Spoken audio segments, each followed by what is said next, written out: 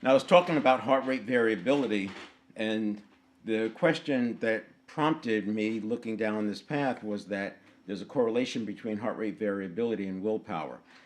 And as heart rate variability increases, you have more willpower. Now, the thing with willpower, as I said, is you have to account for I don't want power. So once you take care of the I don't want power, you have the willpower, and that I don't want power is a conditioned response. So we could reduce that.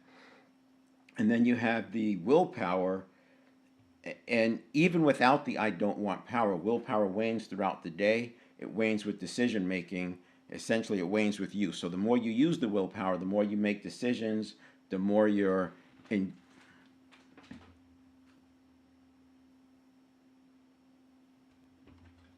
the more you're engaging the willpower, the faster it's going to be reduced. And to understand that, to understand that, why that applies with heart rate variability, let's take a look. So when you have heart rate variability,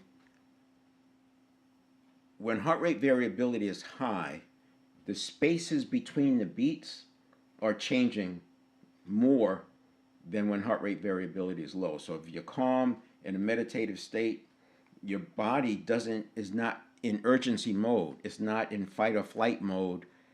It's not in stress mode. So the beats of the heart can be more relaxed. Now this is measured obviously in milliseconds, thousandths of a second. But the more variability you have, the more willpower you're going to have because the less you're getting into fight or flight. As a layman's way of saying it, I read the book Heart Math Solution back in 2018, and it was one of those books that it was dense. It took a lot to get your head wrapped around. But just check it out, Heart Math Institute. They do all this work and they show where the heart. They talk about it as the heart having a mind, but you can just look at what's going on with the heart and what's going on with your physiology, what's going on with your breathing, and you start to see these connections. So heart rate variability and willpower, you can look at it like this.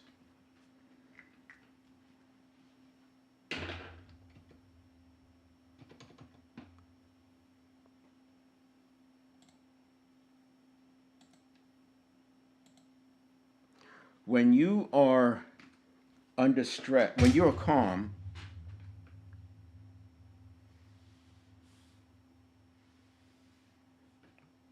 we have coherence.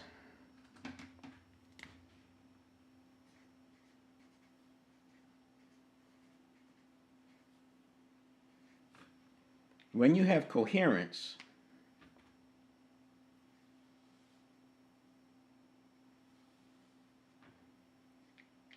your chaos is lower. And you've seen people who are very dysregulated, they're stressed out, they're going through whatever, and you can see that they need to regulate, but it's very difficult to get to regulation when you're in that state. The person who's being triggered would not have a high heart rate variability. Now, this over here, this area to the side here, we're going to call that on this side chaos, and on this side rigidity.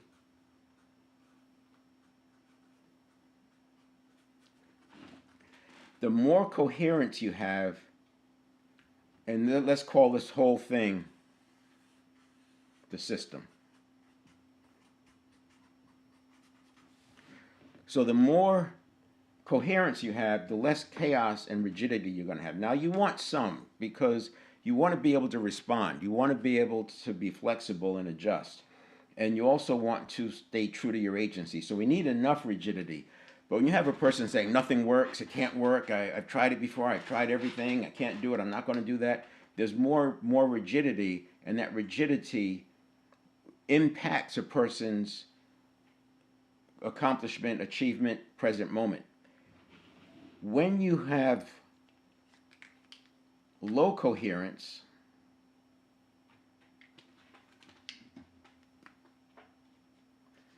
when you have low coherence, you have much more rigidity, much more chaos, and much more rigidity. So all of this noise out here, and because neurons that fire together wire together, and the ones that wire together fire together. So you just have this scaling up, and this is what that anxiety spiral feels like. And you feel like it's closing in on you. It is, right? So the whole system, you only have so much bandwidth. And if the bandwidth is being taken up by rigidity and chaos, you have less availability to deal with your quest, to go for your purpose, to give into that powerful present moment. And that's why your coherence goes very low. So here we have low coherence.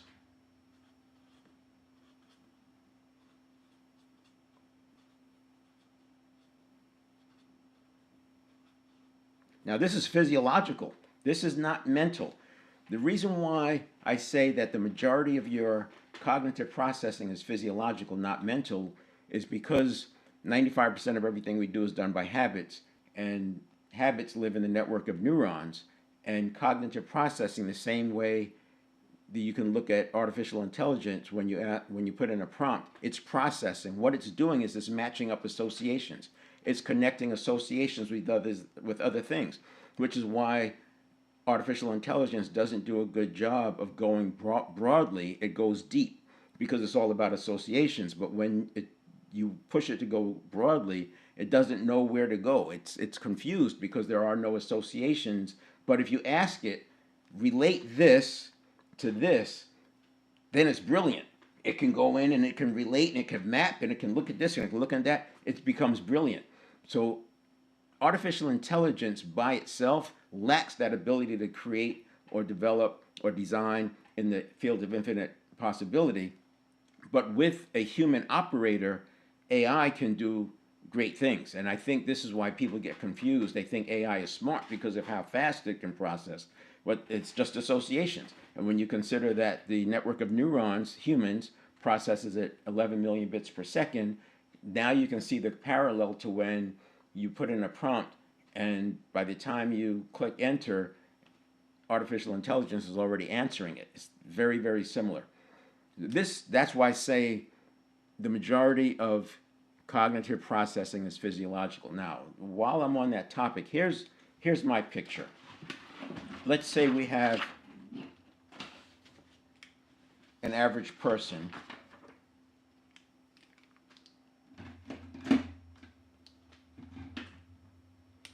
and we have the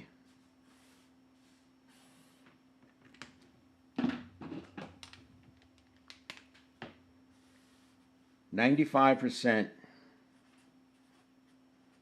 habit patterns, thought.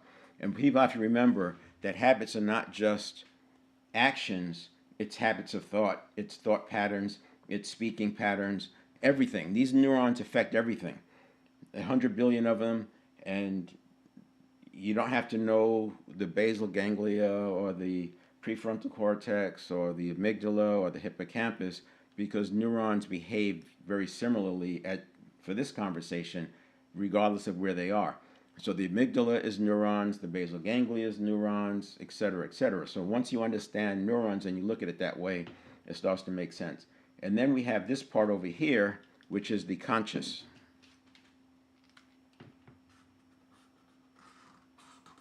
5% conscious.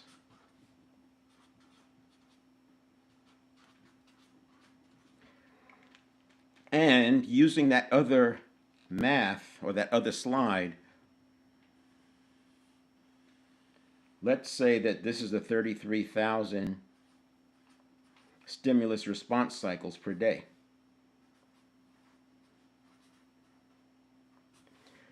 What I would say happens as you go through this work and you get a handle on it, you go through the step 1, step 2, you're changing step 3, you're getting back to a powerful present moment in step 7, you're doing the emotional modulation.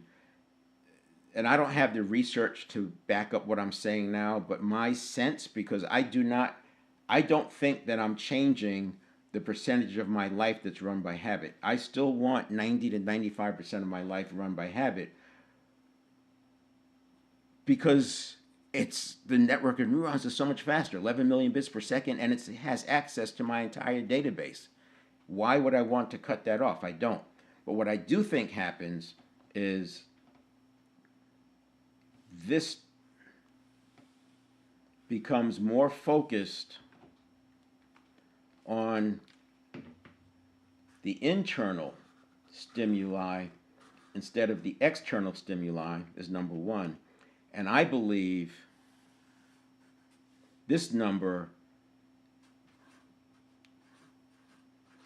I may be down, if not lower, than 10,000 stimulus response cycles a day, probably much lower. I don't engage. I just don't engage with a lot of the stimuli that come across my reference because I know that they're not tied to my goals. So if you take, this is average. This is next level. I'll just call it that for short. Now, if you look at the internal stimuli,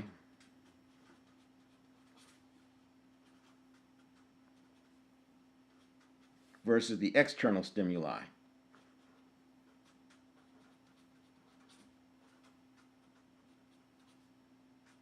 I would say that the average person is probably something like this, and with the external being like this. So my objective, whether this is what's really going on or not, this is my objective. With myself, with clients, I want this to be larger, and the external, depending on the situation, it might be very small, or if I'm selling and I need to read signals, maybe it's a little bit bigger. If I'm leading, depends on if I'm in an operational environment, I want less coming from the external. If I'm in a project environment and I'm creating, I want more coming from the external. So this might flex, but I'm in charge of it. So this is agency. This is where we're going.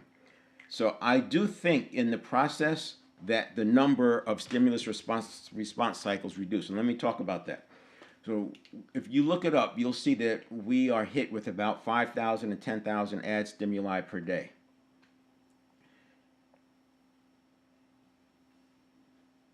You probably cannot come up with 100 ads that you saw yesterday. So where are they all going? They're happening in the 11 million bits per second. The reticular activating system is only letting a few of them through. And the few that come through are what you actually see. So although there's 33,000 stimulus response cycles per day, that's at the unconscious level, obviously, only a few of them are coming through. I would say that as you lean into this agency model and you're in charge, then what happens, you will see less of that 10,000. So if 10,000 cross your field of view or come through your reference, you're going to see a much smaller portion of them. But I would argue that because you are then tuned to your internal stimuli, you just don't see them. Literally, you just don't see them. This is why you have fewer and fewer needs for emotional modulation. It's why you have fewer and fewer instances of being triggered. But it doesn't matter because you're not going to be triggered anyway because you have these conditioned, the positivity exercises conditioned in, and you can find these on the 7stepreset.com/live. Past videos. I do this. I talk about these every day, and I do a different step, focus on a different step every day. Now, I want to go through and look at some of the areas that probably make sense to you. So, the first one is emotional availability.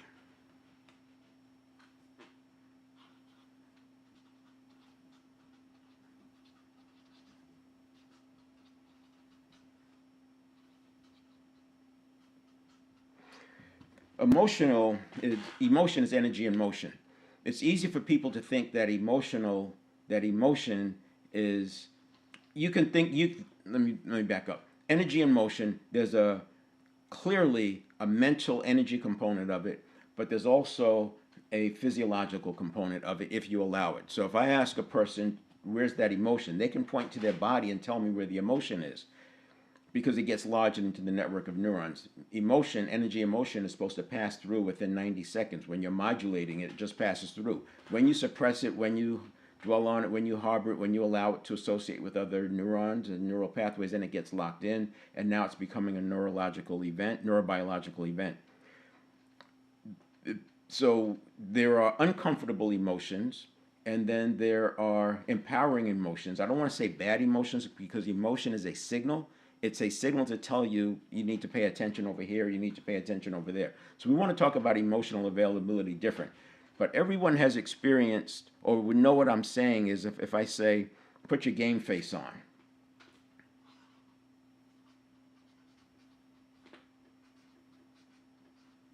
You need your game face, or he or she had the game face on. We also know, like I said, when somebody's saying, I've tried everything, or it's not going to do that, that's not going to happen, right? That's the I don't want power.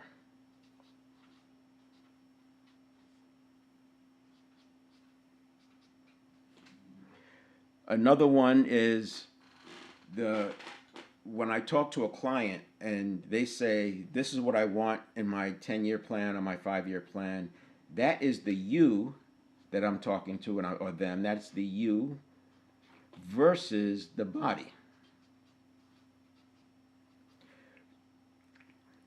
The point I'm making here by laying this out is when you are stressed, you have less ability to put on a game face. You're going to see more of the I don't want power, and you're going to see more of the body versus the you. Now, let me push on that a little bit. If I talk to a client and I'm asking them, what do you want? And I go through the 7 levels deep. Why do you want that? And how is that important to you? And what will you have when you get that? And have you tried this before? When I go my 7 levels deep, I'm 100% in their conscious mind. And you can see it when it happens. You can see when they cross from the pad answers into the conscious.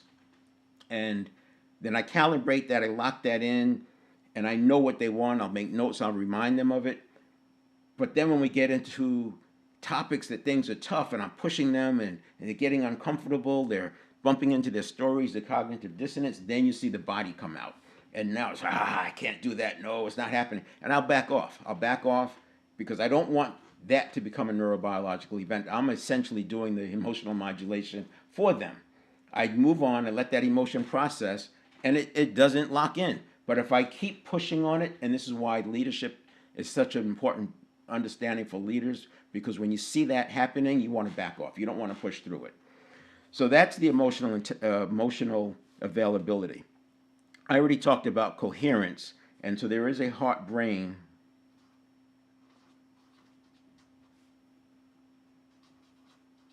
connection.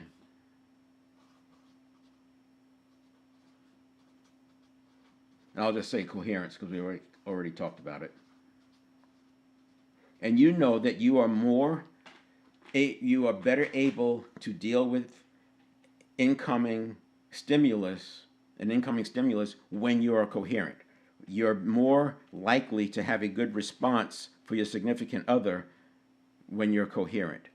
And there's a relativity to HRV, and I'll also say beta brainwave.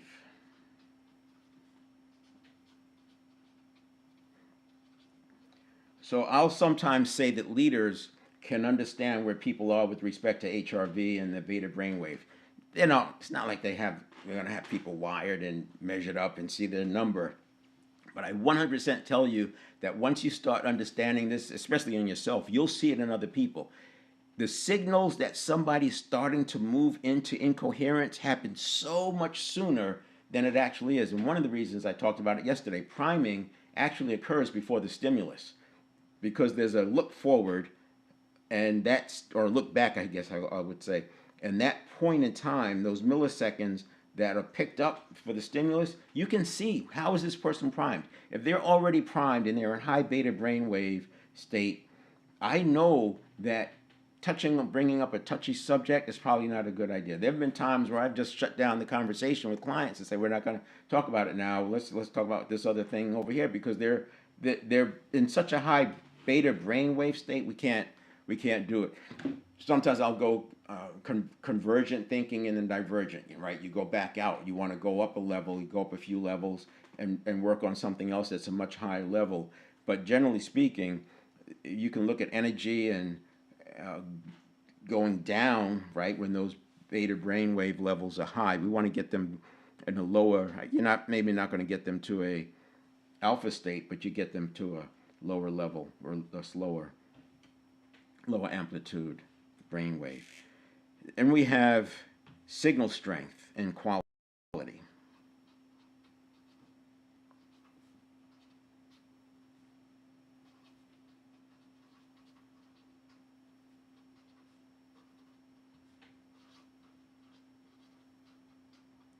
So what I'm talking about here is neural pathway.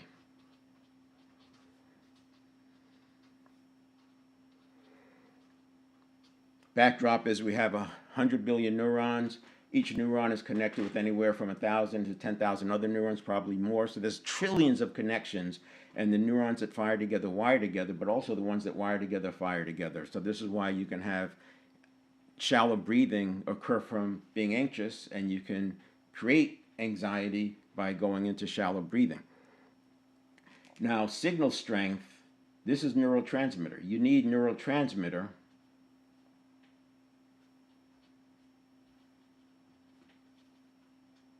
to have a strong signal strength. The good way to understand this is looking at muscle. As we get older, especially after 60, the neural pathway signal is so weak, it's very difficult to push the muscle to failure. So you will hit failure, but it's the neural pathway failing, not the muscle. So you're not tearing the muscle, which is why the muscle doesn't get stronger. Neurotransmitter is one thing, the muscle is another, and when a person has atrophy, they're both going down. But here's the thing. The neural pathway is remains strong, i.e. the neurons are wrapped with myelin, but the synapse goes away. There's a thing called synaptogenesis, and the synapses moves or is pruned from the inactive neural pathways to the active ones. This is why at the beginning of a season for a sport, you feel awkward the first day, maybe the second day, and by the third day, you're back in stride. The muscle was there.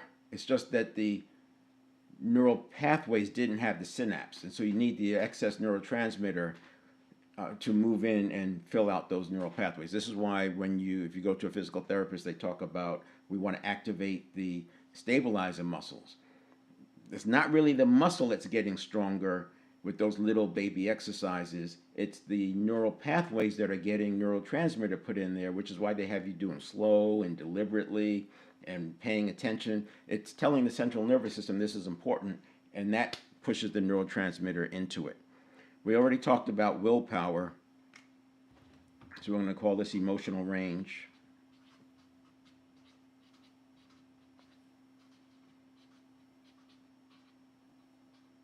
I'll say willpower. And of course you have I don't want power. And we have HRV.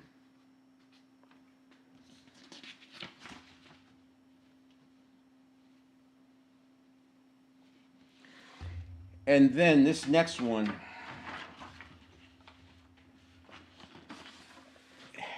I use the term most of this is fractal, and if you look at the world through the network, through the everything is atoms, you'll see how fractal it is.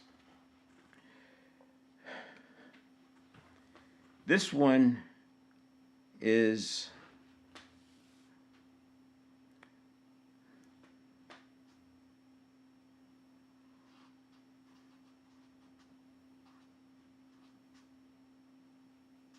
let's call it difficulty.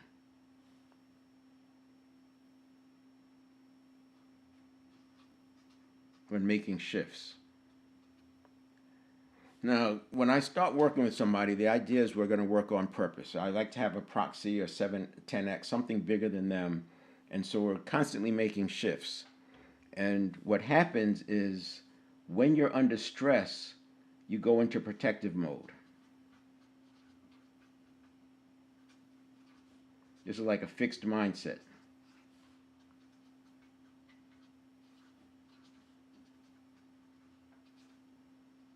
Fight or flight. If you have a person with a phobia, you can see how they start locking down. We talked about the coherence because and people becoming less coherent. The the reason I was hesitating is because to understand this, you're looking at it as a fractal system. When when our cells are threatened by toxins, they go into protective mode. Humans are like a rolled up version of cells, or cells are like a micro version of humans to a degree. This is that point about being fractal. And the internal environment of our body is the external environment of the cell. So the more toxicity we have in our system, the more the cells go into protective mode. That probably makes sense. This is why people get sick, the immune system gets weak, etc. What people don't realize is the cells have two modes. One is going after nutrients, the other one is protective. It can't do both at the same time. It's either in protective mode or it's in growth seeking mode. So when you are putting cells in protective mode for extended periods, you can see why people get ill, because it's not going after the nutrients. The same thing happens with our bodies, and this gets back to when I start doing the executive leadership part of this. The internal environment of an organization is the external environment of the humans in it. And when that internal environment of the organization is toxic, the humans go into protective mode, and then they have less strength, less emotional energy available to them, less emotional range. And when I talk about the step 3 and going into step 3, we want to be priming ourselves with I will prevail. It's like the Stockdale paradox. Yes, this is hard, but I will prevail. When you prime yourself with the I will prevail, and you have the positivity conditioning going on, you don't go into protective mode because you know you can handle anything that comes. Yes, it's hard, but I will prevail. I'll figure it out. This makes it easy to go into difficult situations, to go through trial and error. You don't freak out because a trial didn't work, because you know that you're going to prevail. You know you just found another way that it doesn't work, but you're staying with it. So even in a toxic environment, you can be such that you're not affected by it. This starts to make connection between the mind and the body. When people talk about they have the mental power and they don't get sick, it's that they are so strong. And because 95% of what we do is done by habit, most of our day, our living is in the network of neurons. The stronger your network of neurons are at any given time, the more power you're going to have in that present moment. So it's not mental, it's physiological. Cognitive processing is physiological. When you look at the power of the present moment, I would say that is physiological. It's not mental, although they work together, but you can drive it more with physiology, and that's what I'll be talking about when I get into step 2 of how do you get back to this status quo, this allostasis, right? How do we get back there instantly? And we're going to be using physiological tools to get there. Over time, you want to build that in so it's habitual, so that that is your presence. But if something happens and it knocks you off kilter, we want to have a way to get back. So that's where I'm going to leave it. I'll talk next time. I'll continue on the physiology, but I'm going to talk about how it interacts with the other 4 drivers: beliefs, neuroplasticity, priming, and mindset. We'll see you next time.